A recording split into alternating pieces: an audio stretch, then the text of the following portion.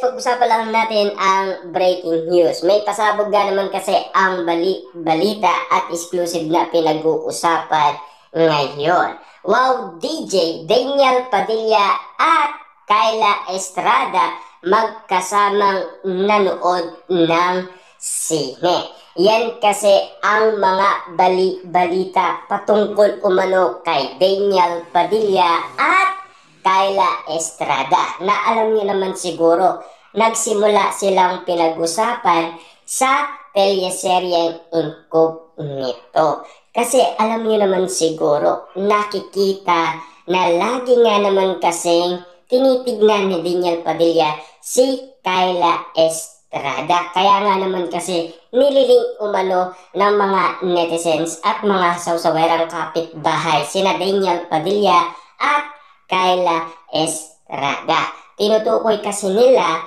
kung sino ang mag-collab team sa Incognito.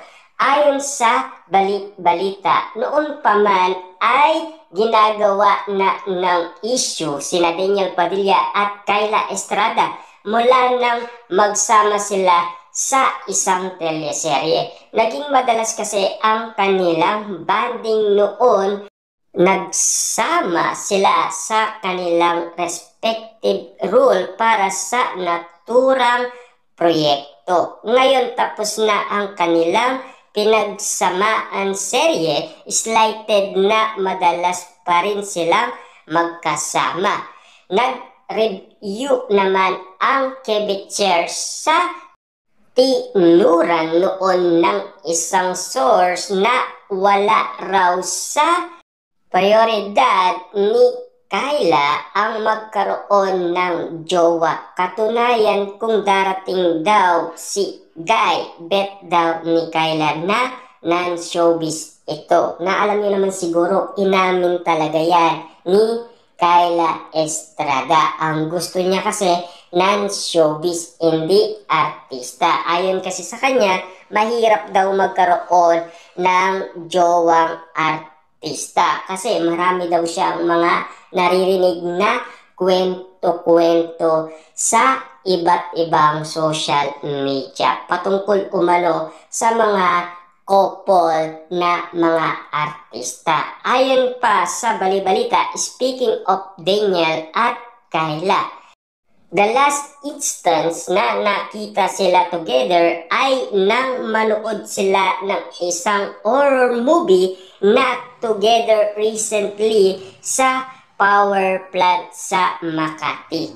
Pero ayon naman sa mga nakasaksi, may mga kasama raw naman silang ibang kabarkada. Gayunpaman, ang hindi raw nakaligtas sa mga mata ng mga naka-slide sa duho ay ang kaklase ng pag-aalalay ni DJ kay Kyla. May ilan pang nag-iintriga, grabe ang pag-aalaga nito sa dalaga. Kaya naman nag-surface ang balitang nililigawan umano ni Daniel Padilla si Kyla Estrada. Yan kasi ang mga balita patungkol kay Daniel Padilla at sa nababalitaan nililigawan niya daw si Kyla Estrada dahil nagkaroon daw sila ng bonding moment na magkasamang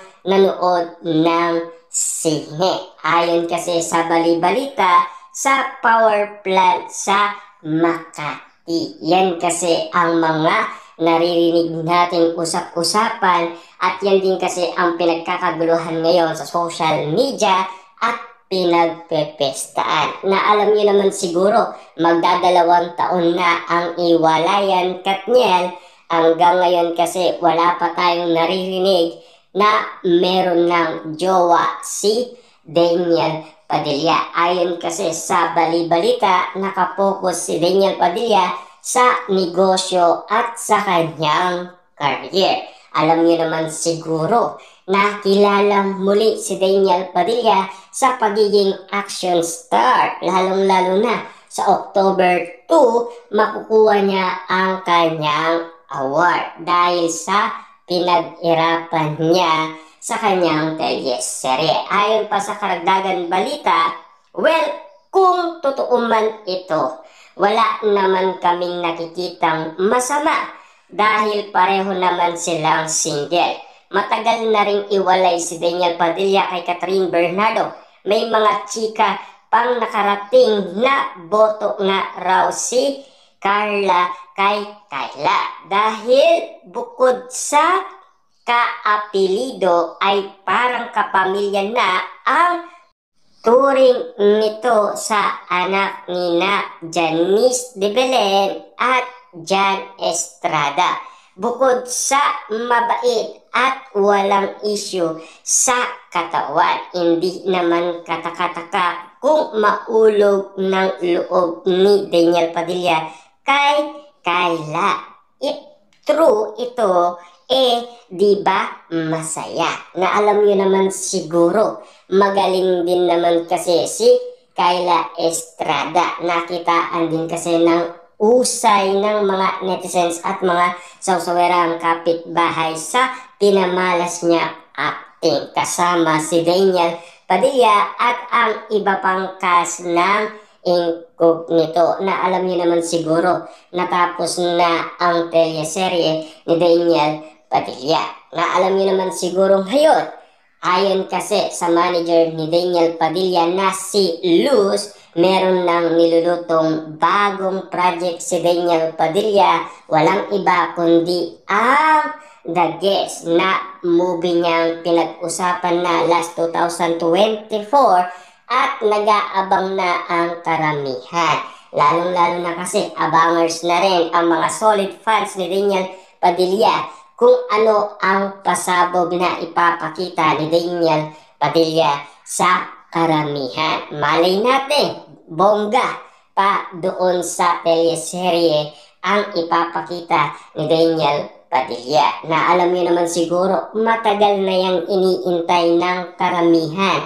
Na alam niyo naman siguro, pinag-uusapan na si Daniel Padilla na daw ang papalit kay Robin Padilla sa pagiging action star, lalo-lalo na sa pagiging astig at maangas nga naman kasi. Yan kasi ang mga balitang pasabog sa atin, lalo-lalo na kay Daniel Padilla.